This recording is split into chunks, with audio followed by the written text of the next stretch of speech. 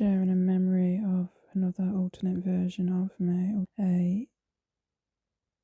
another aspect of me that is being used. And in this particular experience, memory that was a real living memory was apparently I'm working for the US military or US Army, which is hardly surprising. Anyway, I'm on a bus and there's this big black man sat, I think he's behind me originally, and I noticed he's wearing khaki camo bottoms and a plain green t-shirt, and then I look and I realise I'm wearing the same. Which was, excuse me, I wasn't surprised, but it was like I wasn't surprised I was there, but at the same time I had questions. It was almost like I was seeing, as in me, this version of me was seeing through that version of me's eyes, or they'd just messed with my memories, and I was getting some memories of me, as in, hey, me. Just like a lot of my alters and clones, we get each other's memories. I also have my own memories and experience of hey, me, and other versions of me. So, of course, if I'm having memories of other versions of me, then they're having other versions, meaning me. My other versions are having memories of me. We're all, of course, multidimensional. If you are Milab, many of you know we have alters, we have clones. And we kind of bleed through. So it's very interesting. Anyway, I kept looking at this. I remember on the bus there weren't many people on there, but I remember looking at this black man thinking, I don't know what I was thinking, I just kept looking at him. I was confused. It was like I knew him, but I didn't know how. So, was this me, my consciousness? We're all the same consciousness, but this, as many of you know, Milabs all have, as I mentioned earlier, alters. So our consciousness is fractured. So was part of, how can I explain this? It's like part of my conscious in that moment on the bus was recognizing this man. And so it was not like, I don't know, I think our memories were being messed with or something, or we were just having memories come through. Because I kept looking at him, and then he was like looking at me in a weird way. Oh, excuse me. And so I'm trying to remember it exactly. He was getting annoyed initially, like I kept staring at him like rude.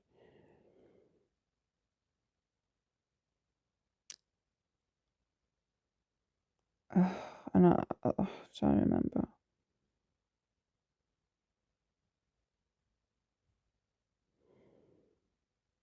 I was like, I know you. And then he looked at me and says, yeah, you work for the US military. He mentioned Russia, and I can't remember. I try and remember, I can add at the end if I remember. He mentioned Russia, but he said, yeah, you work for the US military. And I just remember thinking, well, that doesn't surprise me. It was just so weird. It was like some memory weird things. Even me seeing through the eyes, or what, of me, this other version of me. It was so bizarre. He had like, I noticed he had like, every now and again when he spoke, he had this weird tongue, and it looked like It looked like a snake tongue. It kept flickering out every now and again. I could see it, and it was like very interesting. He had dark brown eyes, and I kept looking at him, and I said, "Oh, you're part reptilian." He wasn't shocked, but I guess he was a bit surprised because I just came out with it, "Oh, you're part reptilian." And he looked at me and says, "Yeah, so are you." He says, "You're not the original." I went, "Huh?" He says, "Yeah, you're not the original. You're not who you used to be." And again, I was just like, "Oh, well, I'm not surprised there." I have memories of these reptilians, at least in my experience. They were positive. They called themselves the elders, and they were showing me how to shift my eyes. Now, many of you know that humans, genetics, the human species, we have reptiloid DNA, we have reptilian DNA. Part of our brain is reptilian. That's the part responsible for the ego and the fight and flight and survival, thinking skill, not thinking skills, but like the survival skills, quick reactions, and other things. Some of us have more than others. And so what I got from that, he was basically saying that those in the US military, I'm assuming I don't believe any part of the military is positive anyway. I do believe some believe they are doing good, but I just don't trust any of them. But this, whoever part that we were part of, they were definitely bad. They were testing on us, meaning the soldiers. They're altering our DNA, giving us drugs. I guess we were like super soldiers. And they were testing us, and they were giving us more drugs, and again, repeat myself, giving us more, like changing us more and more, little by little, giving us more reptiloid, changing us from complete human to, I guess, a hybrid, reptilian hybrid of some kind. The people I was speaking to on the bus, they were aware of this. It wasn't a secret. They knew. Did they sign contracts? Were they forced into that? Were they manipulated? I don't know. I can't really say for my half, for me, because I don't remember. So yeah, the impression I got, it was definitely like, now thinking about it, it was like I was. So, like me, I have my alters that come through, as I mentioned before. They can come and go, and some of them are very similar. I believe in that experience, me, as in, hey, the altar came through in that version of me, and that body. Don't believe it's this body of mine. I believe it might have been a cloned body. And like I say, I was seeing through that version of me's eyes in that moment, because it was clear, but it was very confusing at the same time. I knew it was me, but it wasn't me, meaning it wasn't my original body. And this is how I've had many, many experiences like that. So yeah, so that's, many of you, this might not be new, but so yeah. So me and this guy was talking a little bit about that, and I started sharing him my memories of me, this life, and my experiences. And he said he wanted to write a book eventually. I said, "Oh, how interesting! So do I." There is more, guys, but I really am struggling. The next scene is we're now at the bar. So I don't know if there was like that the bus was taking us somewhere, but it was kind of like at a bar We were allowed to have a little drink, but we wasn't alone. There were other military personnel there. So we're at the bar and I'm talking to this man. Yeah, I don't remember him giving me his name. And we got on. We got on. He seemed all right. I don't know if he was particularly nice, but he was respectful to me and vice versa. So we just sat there and I was sharing, I was saying to him, I've got these memories. And he didn't look at me in a surprised way at all. He just was like, yeah, it's like, you're going to remember a lot. He says, I remember a lot. This is why I want to do my book. And then all of a sudden, out of the blue, this military guy comes out. I'm assuming he's like, I don't know, what do you call them? The sergeant, the boss,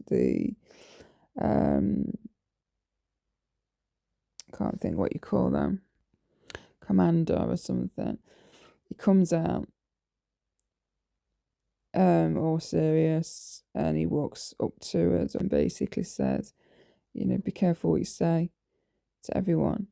Doesn't really look at me, but I remember turning and looking and thinking, oh shit, remembering they can hear everything. And he basically, in a serious tone and look, basically reminded us, it was more like reminders, be careful what you're saying. It's almost like they didn't mind us sharing our memories and experiences, but it was like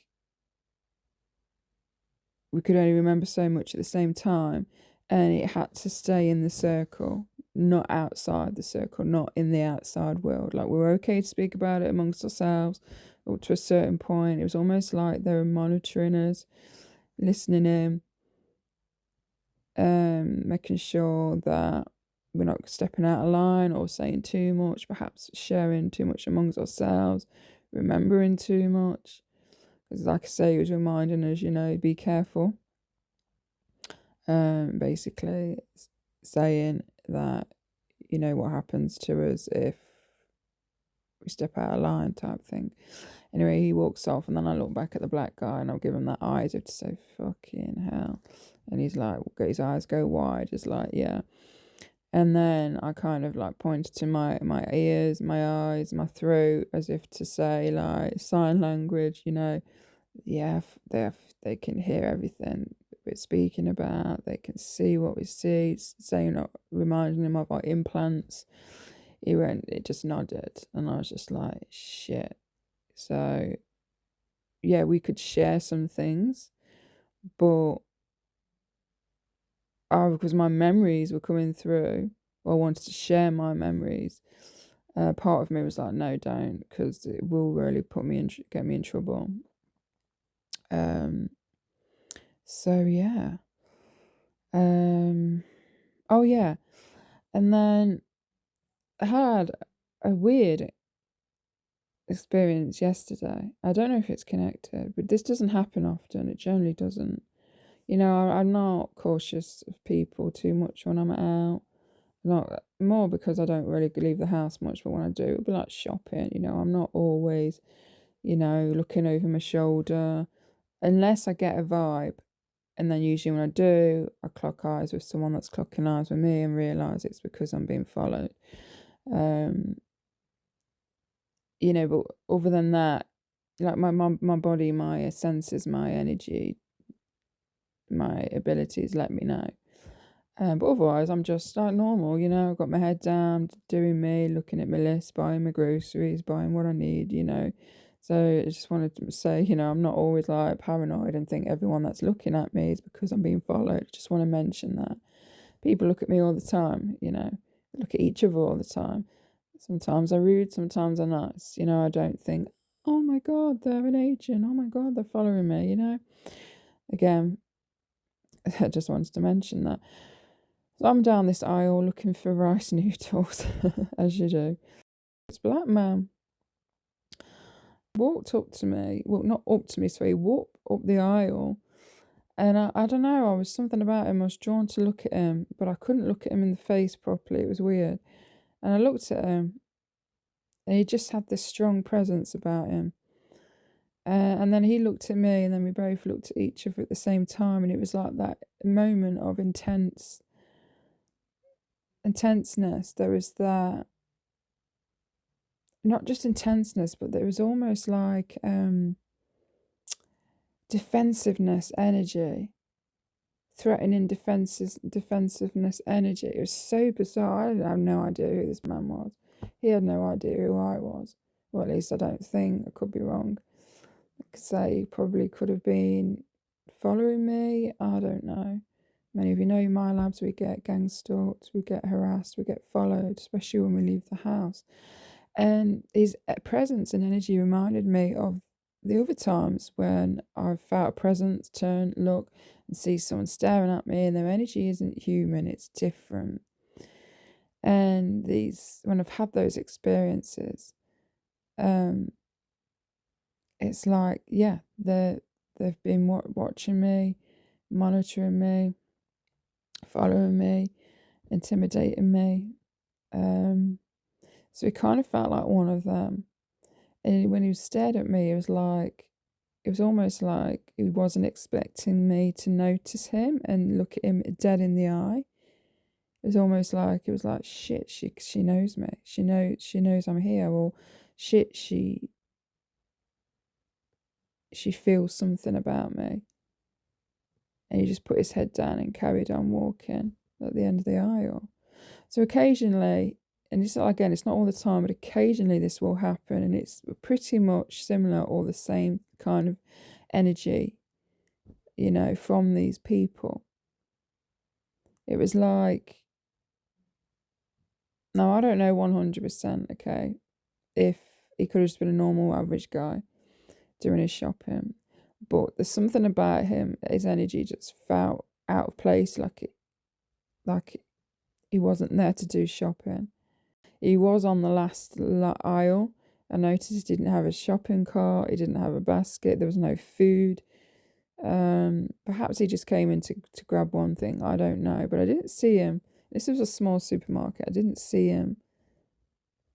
He just disappeared after that once he got out the other end. But it was the energy. It was the energy I felt and sensed his energy before he looked at me. It was, yeah, again, it was like that, guys. It was like, pretending to just be a normal shopper. And it's like, shit, she's clocked me, Very strange. Now, like I say, I don't know if there's any connection to the black guy and this experience memory. It didn't look the same. It was much darker, the one in the supermarket. But I don't know, guys. That's what happened. So not a great amount of memory, but nevertheless, it's it's memory. But anyway, I just wanted to share that again. I use my channel to share my experiences, but I also use my channel, to record. It's a perfect place to record, upload memories, and do videos anyway for myself. And not only do I upload it on my channel, then I do save a copy. I've always got it then, because my memories are going quick. I'm surprised I've even got this memory, meaning my old memories are gone quick. I'm surprised that I'm getting fresh memories. Now, this is a fresh memory that I've had in a long time. So interesting. Yesterday, in fact, I carried on with my shopping. I didn't think about him again. So it's not something that's on my mind. It's just, I had this memory, the one I've just shared with you. And then immediately the guy from the supermarket popped into my mind for some reason. And I thought, so how it's unfolded. Is it connected? Is it not? I don't know. Now, I just want to say as well, in a lot of Milabs memories, experiences, we can, if we see certain people, then quite often they can like manifest into our lives, into our personal lives, sorry. As friends, as enemies, as partners, teachers, they play different roles. So who knows? Did he recognise my energy? Could have been that. Could have recognised my energy, like something familiar. And vice versa. I don't know. There's lots of bits that don't make sense, unfortunately. But I'm not going to be that person that is going to fill in the blanks, use my imagination. When I share my memories and experiences, it's coming only from my memories. It's not come from elsewhere. Fortunately, I mentioned before, I see a lot of people that do that. I like to be real with myself and with you guys. And again, I share my experiences, I share my memories, not because I want outside validation, not because I want attention or because I want to look good. I generally do not care for any of that. Again, I share my experiences to help you guys, to help record my own experiences. I'm not here to make anyone believe me. That's not what I'm about. Because quite frankly, I have no evidence. So, I'm only here to share, to help validate others' experiences. It's only other experiences that are going to understand and believe in me anyway, really. I think those that are not in these groups, in these programs, a lot of them don't believe. Some do, but a lot of them don't. So again, I'm not here to prove myself to anyone. I'm not here to look good or to have validation from anyone. I generally don't care what anyone thinks. I generally don't care if anyone likes me neither. I've been on my own most of my life pretty much, and even now, so it doesn't faze me. People come, people go. And all I can just be is authentic and true and honest, and if my information resonates, it resonates. If it don't, it don't. Sometimes I have big memories, sometimes I have small memories. But again, I'm not here for anything else other than the things I just mentioned. So, yeah, and I'm not the sort of person that's going to be uploading a video every day, and sharing these huge overreacted stories or exaggerate or fill in the blanks, Sorry, I'm struggling with my words, guys, but I'm not going to be that person because I'm not that person. And I don't like people like that. And I never want to be any like those types of people. It's not what I'm about. I don't know when I'll be uploading videos, guys. I know I said I'd be doing back-to-back videos January. And, I will do eventually. I've kind of gone ghost at the minute on the world, on everyone. It's not personal. I'm just going through some health issues. Going through the dark night of the soul.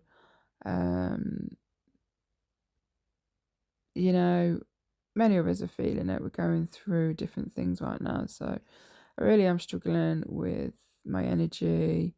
I'm kind of, what's the word? Yeah, I'm in hermit mode. I'm self-reflecting, healing, dismantling old programs, old beliefs, integrating, going through some changes, guys. So, if you're going through the same, just know that it's only temporary. Ugh. And it's kind of like we're in that cocoon phase again.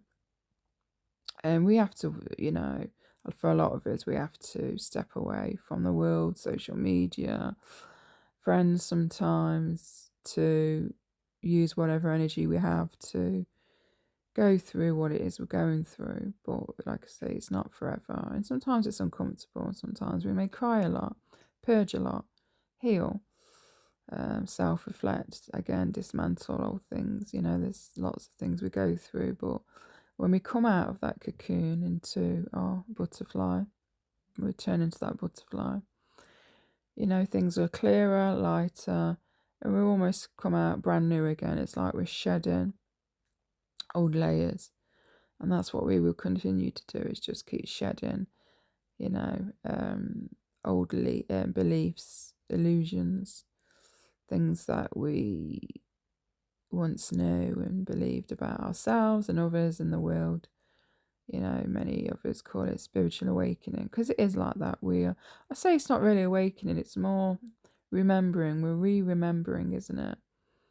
We're lifting off these spells and energies and blockages and, you know, everything that's dimmed us down, our energy, our frequency, everything that's caused amnesia is weakening, you know, and we're starting to see the world and ourselves a lot clearer than we did before, you know. But anyway, guys, just a short one. If I have any more memories, I guess you'll see it, hear it at the end. But anyway, guys, take care. Love you all. And let the haters hate. Let those that are not meant to be in our lives walk away. And continue working on yourself, healing. Remember, guys, it's okay to cry if we're going through these emotions and changes. Feeling generally is healing, purging. And just know that, you know, when we are in this energy, it's not permanent. Nothing never is. And we're constantly shifting and changing. And yeah, things will be lighter soon. Just look back at all the other times, you know, you've been in this phase and then you've come out the other end. So it's just perseverance, patience, not rushing, you know, listening to our mind, our bodies, our energy, you know, our higher selves. It knows what it's doing, and we've just got to trust that, you know. And it feels shitty, you know, it's a lot of tears. A lot of the time we think we're going backwards, or we're not healed, we're back in this place again, we're crying, you know, it's like a full body scan, isn't it? You know, we have to keep going over and over ourselves, you know, until everything is healed. And that takes years, sometimes all our lives, but it does get easier. It gets less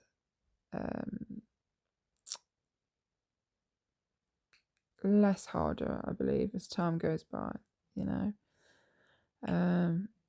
But then we're all different. I can't speak for everyone, but that's kind of been my case. It doesn't mean to say that whenever I'm in this place that it's easier. But I mean, you know, when it comes to certain beliefs and memories and trauma and stuff like that, like it doesn't scold as much. It's not as heavy. But I'm still healing that, you know, in other parts as well. So it does get easier. So just want to make sure I haven't missed anything. Sorry if I'm quiet, guys. I'm fatigued at the minute, low energy, exhausted. So I'm just resting as well, you know. Many of you know as well, I have health issues. I have chronic pain disorder. So yeah, it does take a lot out of you. Anyway, guys, I will speak to you soon, hopefully in a new upload. Take care.